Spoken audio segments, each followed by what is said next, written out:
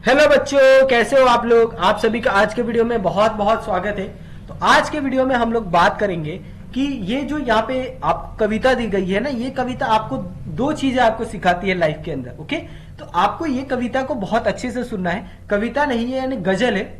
यहाँ पे दो पार्ट में गजल को डिवाइड किया है। एक पार्ट में आपको दूसरी चीज सिखाई गई है और दूसरे पार्ट में आपको दूसरी चीज सिखाई गई है। ओके, दोनों पार्ट अलग अलग है, भिन्न है, लेकिन दोनों पार्ट का जो मतलब है, दोनों पार्ट में जो शिक्षा दी गई है, दोनों पार्ट में जो बताया गया है ना, वो बहुत कमाल का है। ओके, तो यहाँ पे आपको बता दें कि यहाँ पे अगर आप देखते हो तो धूप की उसमें छुअन से। ओके, तो आपको ये जो पूरा टैगलाइन है, हेडलाइन है, टाइटल है, वो आपको पढ़ के लगेगा कि क्या बोल रहे हैं इसके अंदर, क्या इसके अंदर सीखने वाले हैं। तो यहाँ पे मैं आपको बता दूं कि हमने जैसा बताया था कि हम लोग हर एक कोई भी अगर पार्ट हो, कोई भी कविता हो, तो उसके अंदर हमारा सबसे मेन फोकस क्या होता है कि हम लोग पहले तो टाइटल को समझे। ठीक है, टाइटल को अगर आप समझ जाते हो तो आपको कविता क्यों हार्ड पड़ेगी, यही कहना है मेरा। तो टाइटल, यानी टाइटल में आपको सारी बातें छुपी होती है। तो ये जो टाइटल है, इस टाइटल में क्या कहना चाहते हैं, जो पहला यहाँ पे अगर आप देखते हो, जो पहली गजल है, पहले गजल में ये कहा गया है कि अगर आप किसी ऐसे व्यक्ति से मिलते हो जो आपका बहुत प्रिय है, ठीक है, लेकिन मिलने की खुशी, ये आपका एक हो गया। मिलने के बाद जो थोड़ा सा आपका एक कुछ समय, कुछ घंटों का जो आपका लगाव, उसके बाद फिर वापस वही मायूसी, उसके बाद फिर वापस वही निराशा, तो इसको प्रदर्शित किया गया है। और उसके एक यानी टेम्परेरी खुशी किसको बोलते हैं, उसको यहाँ पे प्रदर्शित किया गया है। और दूसरे अगर हम लोग गजल की बात करें तो दूसरे गजल में अगर बच्चे लोग देखते हो तो उसमें किस तरह से आप परमानेंटली खुश रह सकते हो ना, उसके बारे में बात किया गया है। ओके, तो यहाँ पे आपको टेम्परेरी खुश रहना है या परमानेंट खुश रहना है, ये आपको डिसाइड करना है। मैं यहाँ पे आपको दोनों गजल का जो मतलब है वो बहुत अच्छे से यहाँ पे समझा के दूंगा। ओके, और इस गजल के जो राइटर है वो है राम दशरथ मिश्र जी। इनके बारे में यहाँ पे आपको पूरी चीजें यहाँ पे बहुत अच्छे से दिखाई दे रही है, आप इसको पढ़ लीजिए। तो हम लोग क्या करते हैं, गजल को स्टार्ट करते हैं। ओके, तो पहली गजल को हम लोग स्टार्ट करते हैं और पहली गजल को मैंने यहाँ पे पूरा सिलेक्ट कर लिया है ताकि आपको कोई दिक्कत ना हो, क्योंकि गजल जो होती है वो पूरी पढ़ी जाती है। ओके, उसको छोटे छोटे पार्ट में नहीं किया जाता है। तो यहाँ पे हम लोग गजल को पढ़ते हैं और इसका हम लोग अनुवाद करते हैं। रास्ते में रोशनी मेरी मुस्कान हो गई, पहचान थी ना तुझ में वो पहचान हो गई। कितना मैं चलता रहा, राह कठिन थी, देखा जो चाहे राह वो आसान हो गई।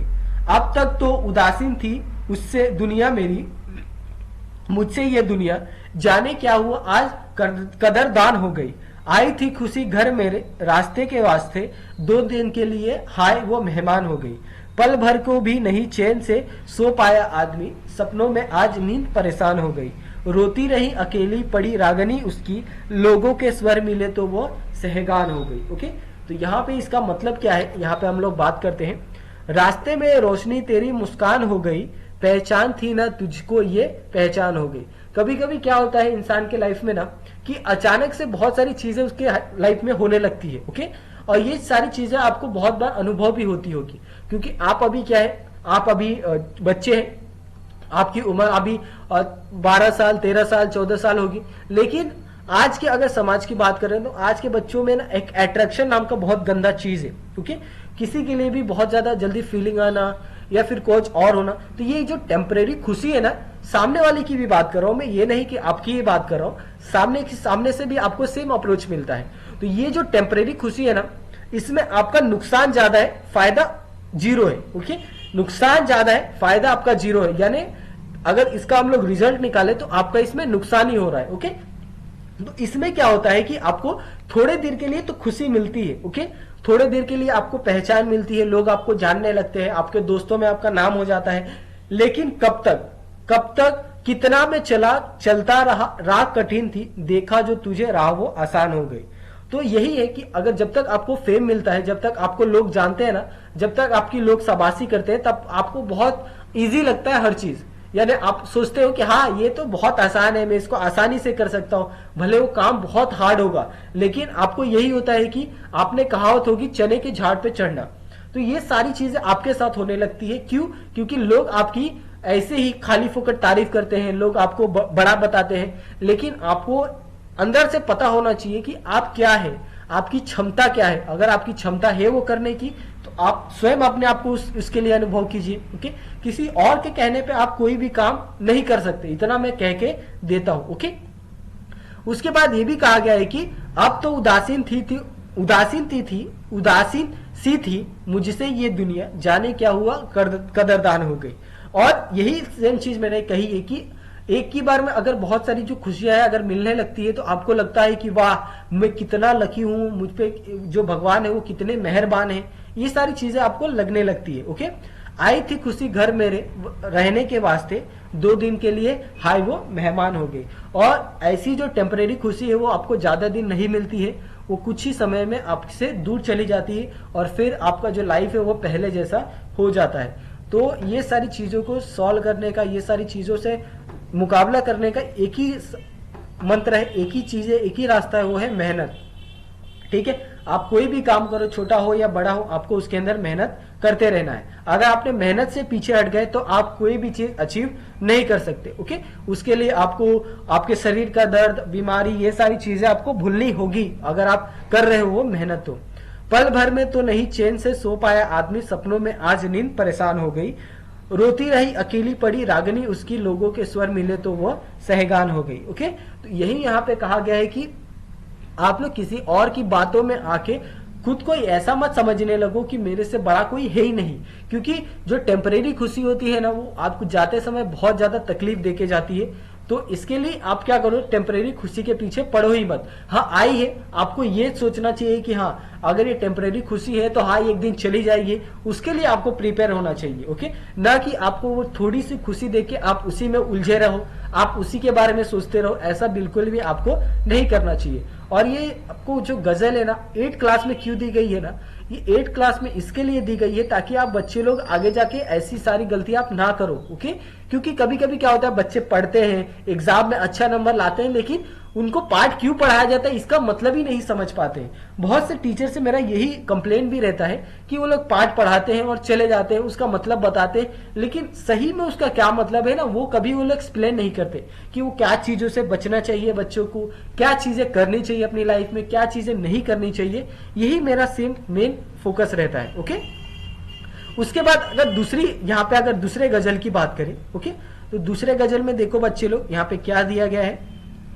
दूसरे गजल में दिया है, पेड़ है कुछ खुश समझकर आ रहा ऋतुराज है, भर रही पंखों में चिड़ियों की नई परवान है, हो रही महसूस है खुशबू हवाओं में मधुर, दिख रहा कुछ आज फूलों में नया अंदाज है, धूप की उसमें छुअन से फूल सी खिलती त्वचा है, बज रहा जैसे दिशाओं में बीज कोई साज है, खुल गई सिमटी हुई फसलों के फूलों की हंसी, उग रही कंठों में गाँवों की नई आवाज है, भूल जाओ कल तलक के वक्त की नाराजगी, दोस्त बन खुशियां लुटाता देख लो देख दिन आज है। ओके, अभी यहाँ पे जो दूसरी पंक्ति है, दूसरी पंक्ति में यहाँ पे सीधे सीधे किससे यहाँ पे आपको कंपेयर करना है। आप अगर नेचर को कंपेयर करोगे ना तो नेचर आपको एक ऐसा गुरु है ना नेचर, जिससे आप सीख सकते हो ना उतना आप किसी से नहीं सीख सकते जितना आप नेचर से सीख सकते। ओके, तो सबसे पहले ना अगर कोई भी दिक्कत आती है ना तो आप नेचर में चले जाओ। ठीक है, आप कहीं ऐसे एकाग्र बैठो, पक्षियों की आवाज सुनो, ठीक है, पेड़ों को देखो, उसके बाद अपने जो भी आपकी प्रॉब्लम है उसके ऊपर आप सोचो। ओके, कि ये प्रॉब्लम स्टार्ट हुई कैसे, और अगर स्टार्ट हुई तो मैं इसको एंड कैसे कर सकता हूं। ओके, ये नहीं सोचो कि हाँ ये प्रॉब्लम हो गई है तो मैं इस प्रॉब्लम को सॉर्ट करने के लिए माफी मांग लेता हूँ या ये कर लेता हूँ वो कर, बिल्कुल नहीं। आप किस तरह से इसको सही तरीके से सॉल्व कर सकते हो वो सोचो। ओके, और आप ये भी सोचो कि ये जो प्रॉब्लम स्टार्ट हुई है ऐसी प्रॉब्लम आप लाइफ में कभी स्टार्ट ना करो। तो इस सबसे बढ़िया जो नेचर होता है ना ये सारी चीजें आपको सिखाता है। तो आपने अगर देखा होगा कि जो ऋतुराज है, ऋतुराज यानी अलग अलग जो ऋतुएं होती है, वर्षा ऋतु हो गया, ग्रीष्म ऋतु हो गया, समर ऋतु हो गया। ओके, ये सारी ऋतुओं का अलग अलग महत्व है। ओके, अलग अलग महत्व होने के कारण जो इंसान है इसके ऊपर जो डिपेंडेंट है वो कभी ये सारी चीजों को लेकर कंप्लेन करता ही नहीं है। आपने कभी देखा है कि जो किसान है वो बारिश होने पे कंप्लेन करता है, ठंडी होने पे कंप्लेन करता है, गर्मी होने पे कंप्लेन करता है, क्योंकि उसको पता है कि अगर गर्मी नहीं होगी तो गेहूं की फसल अच्छे से नहीं होगी, ठंडी अच्छे से नहीं होगी तो फसल जो हमारी फसलें हैं वो हमारी अच्छे से नहीं उगेगी, अगर बारिश नहीं होगी तो हमें धान नहीं मिलेगा, बारिश नहीं होगी तो हमें जल नहीं मिलेगा, गर्मी नहीं होगी तो हम लोग कुछ और कार्य नहीं कर सकते। इसके लिए वो कभी कंप्लेन करता ही नहीं है किसान। और ना ही इससे ऋतु को कोई प्रॉब्लम है, ना ही इससे चिड़ियों को कोई प्रॉब्लम है, क्योंकि उनको भी पता है बारिश के सीजन में उनको पानी पीने के लिए चाहिए। ठंडी के सीजन में वो क्या करते हैं, घोंसला बनाते हैं, अपने बच्चे को पैदा करते हैं। गर्मी के सीजन में वो क्या करते हैं, सारी चीजें यानी अन्न वन्न यहाँ से जमा करते हैं ताकि वो बरसात के लिए प्रिपेयर है। तो उनका जीवन चक्र चालू रहता है, वो अपने काम में बहुत ज्यादा मस्त व्यस्त रहते हैं। ये नहीं कि हाँ एक चीज में अगर हार मिल गई तो वो लोग दूसरी चीज में मेहनत ही नहीं करते। ओके, तो ऐसा बिल्कुल भी नहीं बनना है बच्चे लोग। ओके, उसके बाद हो रही है महसूस खुशबू हवाओं में मधुर, दिख रहा कुछ आज फूलों में नया अंदाज है।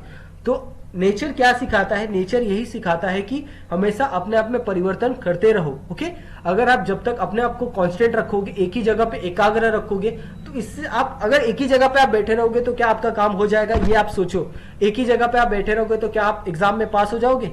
ठीक है, नहीं हो पाओगे ना। तो यही सेम चीज है कि अगर आप लगातार पढ़ते रहे, हर चीज को पढ़ते रहे, तो ही आपका जो रिजल्ट है वो बेहतर आएगा। भले ही आपको लग रहा है कि हाँ मैं इतनी मेहनत कर रहा हूं लेकिन मुझे कुछ रिजल्ट नहीं मिल रहा है, लेकिन एंड में आपको उसका रिजल्ट दिखेगा और बहुत अच्छा रिजल्ट आएगा। ओके, इसके लिए आप मेहनत करते जाओ। आपका एक बार अगर माइंड साफ हो गया ना, तो आप जो 10 दिन में चीजें करते थे ना, वो आप एक एक दिन में कर दिया करोगे। ओके, धूप की उस्मित छुअन में फूल सी खिलती त्वचा, बज रहे जैसे दिशाओं में कोई साज। ओके, खुल गई सिमटी हुई फसलों के फूलों की हंसी, उग रही कंठों में गांव की नई आगाज है।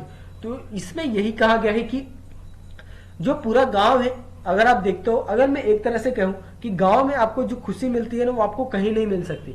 भले गांव में ये है पैसे की दिक्कत होती है, लोगों का लाइफ स्पैन बहुत ये होता है, कॉमन सा होता है, उनके पास सुख सुविधाएं नहीं होती है, लेकिन एक जो माइंड पीस है ना, जो आपका ब्रेन का एक अच्छा सा, सबसे इंसान क्या होता है ना कि अभी आप बच्चे हो ना, लेकिन जैसे जैसे आप 10th में जाओगे, 12th में जाओगे, जो आपके दिमाग के ऊपर प्रेशर है ना, तब आपको ये बात याद आएगी कि कभी ना कभी एक सर ने कहा था कि हाँ, जो हमारा दिमाग का जो पीस होता है ना, यानी जो हमारा मन है ना, अगर वो शांत है ना, तो हम लोग हर चीज अचीव कर लेते हैं। ओके, इसके लिए आप कोई भी काम करो ना, छोटा बड़ा, पूरे मन से करो। ओके, उसमें असफल हो सफल हो ये बात की बात है, लेकिन जो काम करोगे ना, तो आपको जो उससे सीखने के लिए मिलेगा ना, जो आपका उसके प्रति जो एक्सपीरियंस होगा ना, वो कोई चीज आपको नहीं दे सकती। उसके लिए आपको काम करना पड़ेगा। ओके, इसी तरह से गांव में जो लोग मेहनत करते हैं, पूरा साल अनाज उगाते हैं, वो अनाज उगाते हैं तभी तो वो अच्छा चैन से बैठकर खाते हैं। लेकिन शहरों में ऐसा नहीं देखने को मिलता है। लोग महीना भर कमाते हैं और उसके अगले महीने के खत्म होते होते फिर उनकी वही हालत हो जाती है। ठीक है, सारा चीज वो लोग इसमें उसमें खर्च कर देते हैं। यानी पैसा तो कमाते हैं, वो भी गांव वाले पैसा कम कमाते हैं, लेकिन गांव वाले अच्छे से खाते पीते हैं, शहर वाले कंजूसी करके, कंजूसी नहीं यानी एक रिस्ट्रिक्शन होता है ना कि आपको इतना ही खाना है, ये सारी चीजें गांव में, यहाँ पे शहरों में आपको देखने को मिलती है। ओके, और ये भी कहा गया है कि भूल जाओ कल तक के वक्त की नाराजी, दोस्त बन खुशियां लुटाता, देख लो दिन आज है।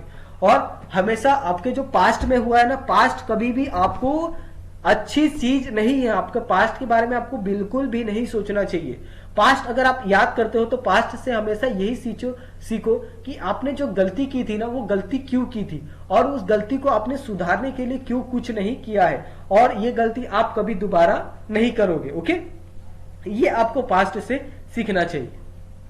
तो इस तरह से ये जो कविता है, गजल है, यहाँ पे खत्म हो जाती है। यहाँ पे आपको कुछ शाब्दिक वाटिका दी गई है, आप इसको रीड कर सकते हो। ओके, तो बच्चे लोग, आई होप मेरे हिसाब से आपको ये जो कविता है, जो ये है गजल है, वो आपको बहुत अच्छे से समझ में आई होगी, और मैंने बहुत अच्छे से इसको एक्सप्लेन किया है कि आपके लाइफ में क्यों इंपॉर्टेंट है, हर चीज मेहनत करना क्यों इंपॉर्टेंट है। ओके, तो आई होप आपको ये वीडियो पसंद आया हो। अगर फिर भी आपको कोई डाउट होगा तो आप लोग कमेंट कर सकते हो, या फिर हमारा टेलीग्राम चैनल है, वहां पे जाके आप ज्वाइन कर लो और वहां से आप हमें मैसेज कर सकते हो। ओके, तो थैंक यू सो मच बच्चे लोग, मिलते हैं हम लोग नेक्स्ट वीडियो में। Thank you so much.